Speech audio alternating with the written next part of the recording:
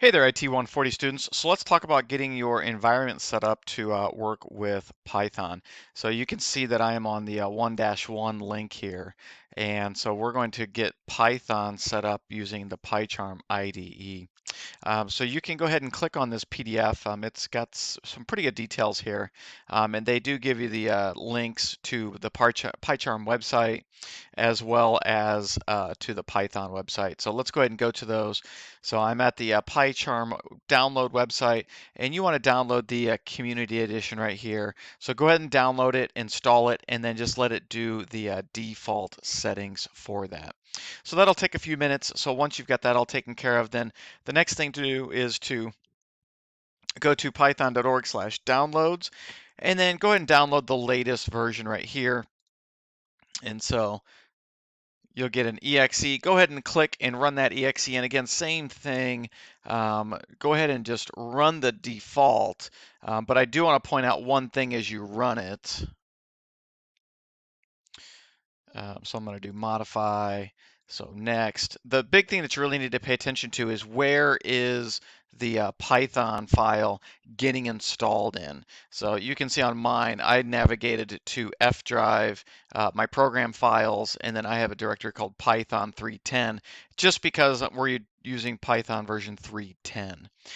So that's where mine is installed. So make sure you make note of where this is installed at. So that way later on when we go to connect Python in PyCharm, we know exactly where it happened. So go ahead and run those, and then let's go ahead and get our project set up. So I've got PyCharm opened up here, and I'm going to kind of do a double screen here where I've got the Southern New Hampshire instructions.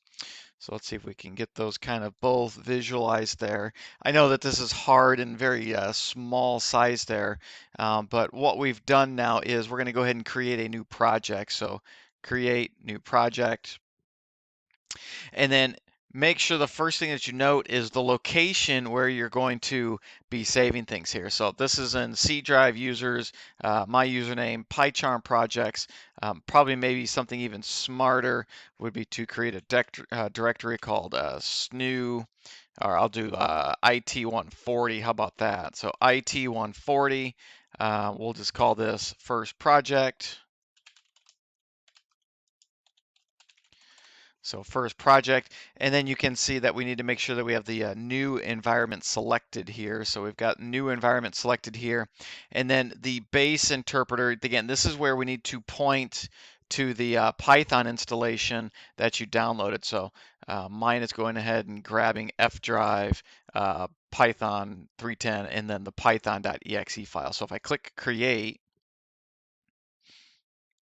we should get a little hello world project here.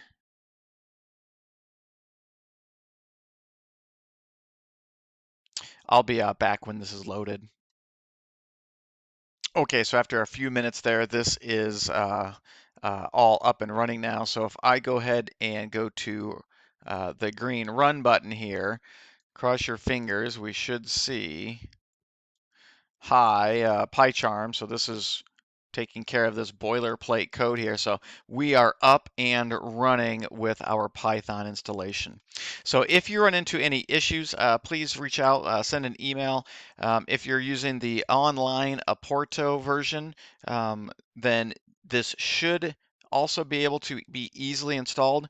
If you get some kind of permission error, you'll need to send me a screenshot of that, and then we're going to have to point you to probably Southern New Hampshire's IT department to kind of troubleshoot some of those issues. But on your own local machine, you should have no problems getting this up and running.